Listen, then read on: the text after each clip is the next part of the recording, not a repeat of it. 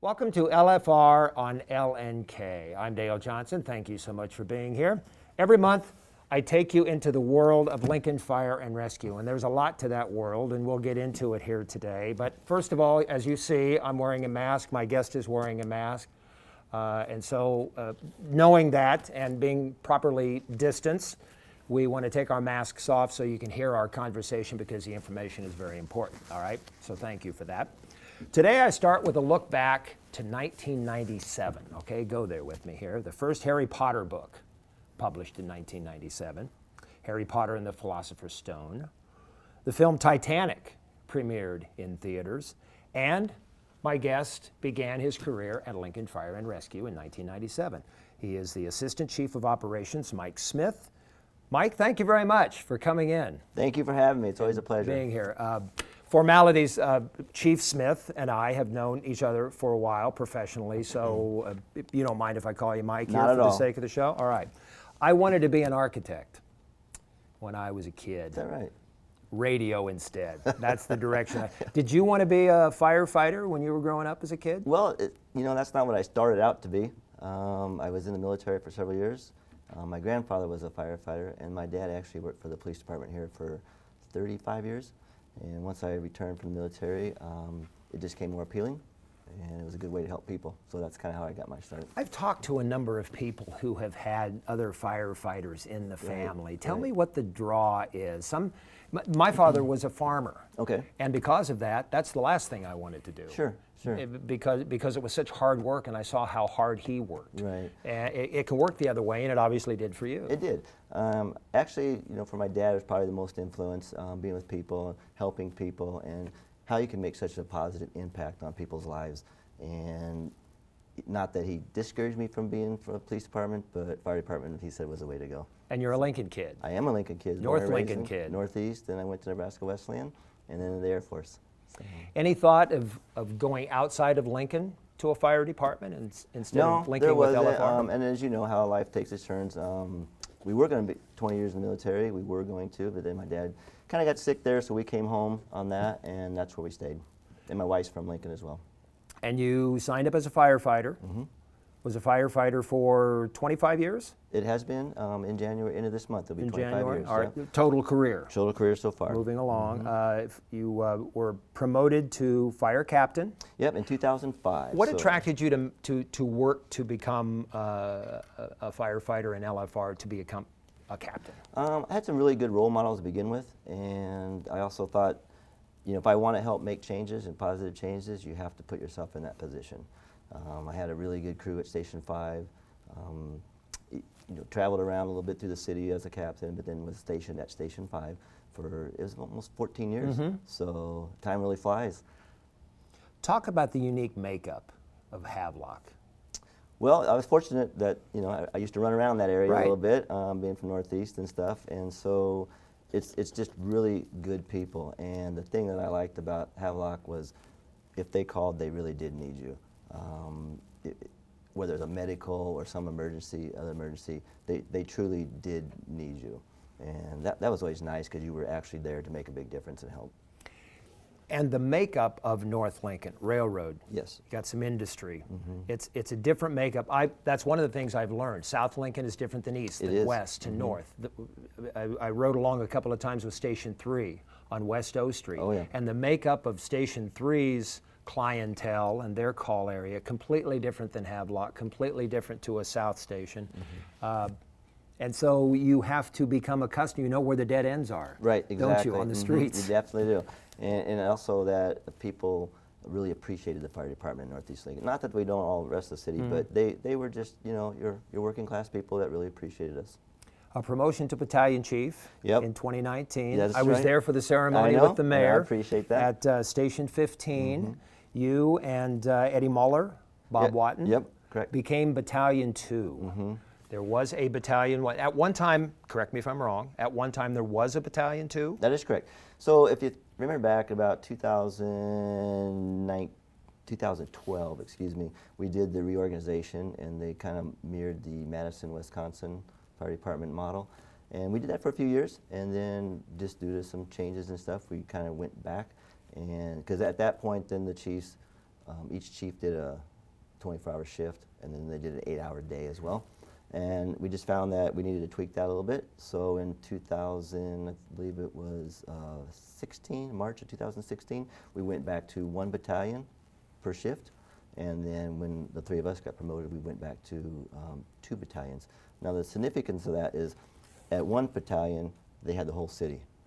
So at that time, it was 14 stations. And it was just, the span of control was just too much for one individual. So by adding that 2nd battalion, then we were able to split the city in half once again, and then, but that means also that we help each other. So at fires and anything, big incidents, then there's 2 battalion chiefs there. So one will be incident commander, and the other would be safety. So when that promotion was made, you and Chief Muller and Chief Watton, that's 60 years of experience. Yes, correct. And it's kind of interesting that Chief Watt and I both got hired at the same time. And so then we were promoted battalion chiefs at the same time. And then in November last year, Chief Engler saw the need to create a position, the position that you're currently in LFR administration, Assistant Chief of Operations. Correct. And that's kind of a, we like to say new position, but actually it's kind of reinstating an old position, because they used to have 2 chiefs, assistant chiefs, for support and for operations. And then when throughout the years in reorganization, that went away. And so he kind of reinstated that, so that's how I came about for operations. Logical move, because of the definitely. fact that Lincoln, well, you go from 1 battalion to 2, you go from having a chief to not having an assistant chief. Lincoln's nearly 300,000 people, a lot of responsibilities. And growing every day. And the call volume's not slowing down either. We're increasing probably about 3,000 calls per year, total calls, that is. I've talked to Chief Engler. He's very happy. He has made the promotion. Some things have been lifted off his plate. Yes, they have. I don't know how he did it, but he's a fabulous chief. So tell viewers what you do, Mike, as assistant chief. Basically what I do is oversee the 6 battalion chiefs now, and then obviously it trickles down, so I'm in charge of all 16 stations as of now, and basically, what we'll just say roughly 300 firefighters. And my ultimate goal and responsibility is to, since we have 3 shifts, is to keep everything consistent. We try to keep it streamlined and make sure all the chiefs are kind of working towards the same direction. Can you take us into the weeds a little bit, help us understand some of that? I've tried to understand shifts, and to be honest with you, it's taken a while, but I think I have a grasp on it. But it can be confusing. It is confusing. We have the A, B, and C shift, right. And then so we have 2 battalions per shift now, and then we work the 24 hours. And where it gets tricky is, so every other day, we'll say like today's B shift, tomorrow will be C shift. Well, A shift's on their Kelly days. So the big part and the tricky part is, part of my goal and role is in the mornings when we have our roll call at 7:05, is to keep everybody informed of what's going on, because a lot can change from when you left Tuesday morning till you come back the following Wednesday. So that's part of my role, and to make sure the chiefs are all up to speed on what's happening while they were gone as well. Mm-hmm. Can you explain some of the duties and responsibilities of the battalion chiefs? Okay, they're split into the city half and half. So like when we were at 15s, then I had basically it was I'd say the east to southeast portion of the city.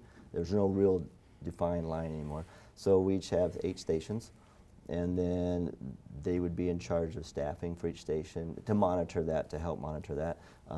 Any issues that may come up, any type of calls that they would go on that would need more assistance or stuff like that, they'd monitor that.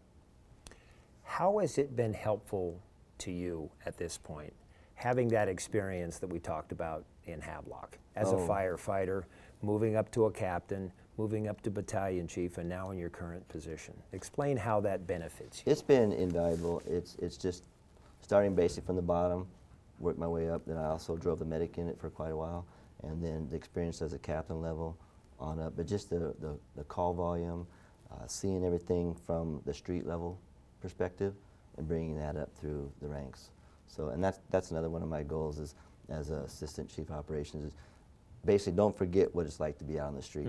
You know, it's my responsibility to help them get the tools they need to be successful, and that's what we're working on. I get into this conversation with police officers and the police chief, and that is numbers, sheer numbers for a city our size growing at the rate that it's growing. It's just virtually impossible to keep up. It is.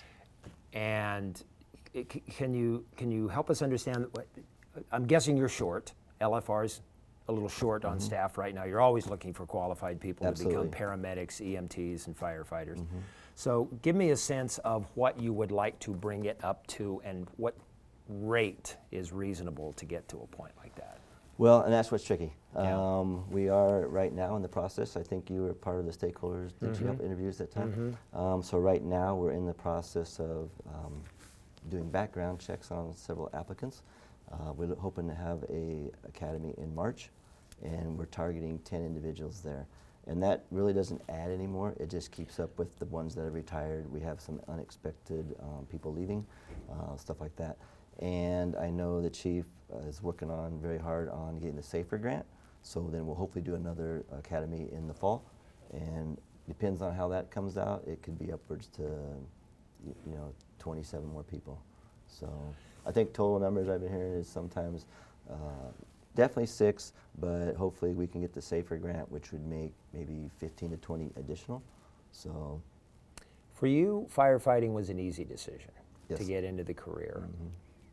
Do you think it's as easy today, given the circumstances in which we live, the time in which we live, and the workload and the responsibilities I of don't think so. firefighters? I think just in helping out with the application process and seeing what they have to go through, it's a lot more involved now than it was in '97. Just with background checks, they have the physical, they have the psychological tests, everything. That, and then the expectations of the job.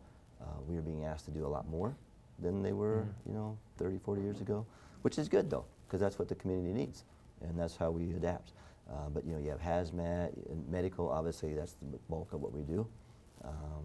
Just having people really that have that passion to help people in their time of need. And I get that vibe from firefighters that I sit across, and from paramedics and EMTs that I sit across, Mike. There is a love of what they do. Absolutely. Not everybody has that. You want the people with that love, but it can be fostered. It can be developed. There are rewards, far more rewards than there are disappointments. Oh, definitely. And like a lot of that, I mean, I'm sure you followed some of the code saves and just even, we would like to think we have a lot of fires. We're just glad we don't, but when we do have one, if you can make a rescue, which we have, even a simple thing as a car accident that needs extrication, just the being able to utilize all your training and get the project done, that task done in a hurry, and get the person out and they survive, that's rewarding. I am amazed. I listen to scanner calls of fire, and I make notes of the time when they arrive and the time when they're back in service. And it always amazes me the short duration of time Right. when they pull up on scene and when the fire has been declared out. Now, you as an administrator, given the fact you like to see success in short spurts of time, Right. You don't see that as an administrator very often, do you? Maybe not quite as much, but if you're referencing like the actual calls, we do have standards and we do train on that. We have indicators like, our response times, how long it takes to get there, our new CAD systems helping out on that information. So we do have benchmarks that we can kind of monitor and see that stuff. But you mentioned goals. Goals, Yeah. baby steps It is for right, goals, right. isn't it? Yep. As far as our turnout times, that's what you're talking about, the goals and stuff. Just goals that you would like to set for yourself as the assistant chief, somebody in this position, taking it over, getting people hired, Okay. response times, those sorts of things. It's incremental. It doesn't happen next month. Right. It doesn't happen in the summertime. Right. You're looking at it on an annual basis. Absolutely. Yep. And I guess if I'm understanding quite right, the goals that I have set for this position. Okay. One of the biggest goals I have is work with staffing, being that we have 3 shifts and we do have turnover, retirements, medical retirements, stuff like that. Just trying to make sure that we keep the numbers up and also that we're meeting the needs of the citizens. Another goal that I'm working on, and I think you talked to Chief Mueller and Ashley a while back. Okay, so that's a goal of mine, is to because they were talking about at the tech rescue stuff. So a goal of mine is to streamline that process and have an operations committee, which will take like an engine committee and the tech rescue truck committee and bring us all together, because over the years, that's kind of fallen on the wayside, where the engine didn't know really what the trucks were doing, and the training kind of went by the wayside. Not by the wayside, but the left hand didn't know what the right hand's doing, and that's where I come in, to make sure we get back on focus, so when you do come on board, then you know exactly what's expected, what's being trained, and when you get out on the street. So that's how we're going to meet those goals. I learned at a deeper level the communication that's necessary on the tech rescue when I was involved in that, and the layers of safety and the communication that's necessary in making sure that the person at the top knows what is going on with the person in the center and the people on the ground, and that would be a good example of how communication would work. Yep, and Chief Majors and Ashley are doing a great job with the tech training. I'd have to say we're not really behind, but we have a ways to go to get caught up to our goals. So, and they're doing an outstanding job of putting all that together. How would you compare LFR to a peer city? Sometimes I hear Des Moines as a peer city. Other times it's Madison, Wisconsin as a peer city.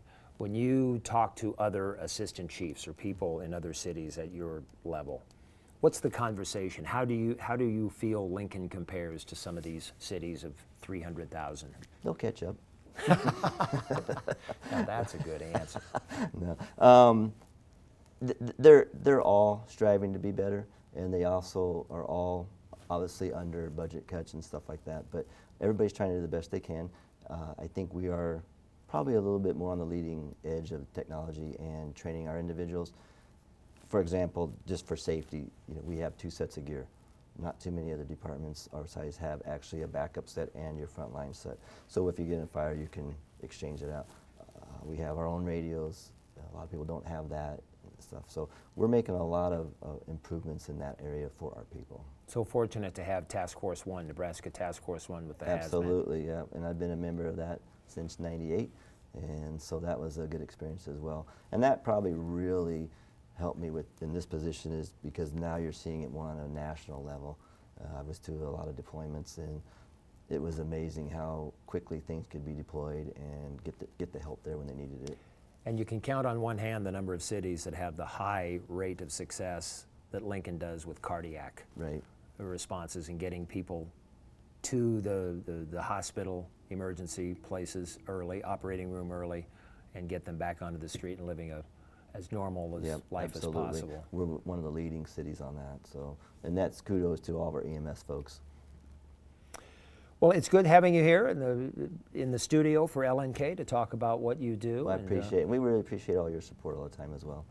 It's easy to be a supporter. It truly is, Mike. The years that I've been involved in LFR have been very rewarding years, and programs like this, folks, you can always go back. There's a library of past programs on LNK. Just go to LFR, do a search, you'll find it. And you'll see everything on tech rescue. You'll see communication and conversations that I've had with EMT representatives, firefighters, paramedics.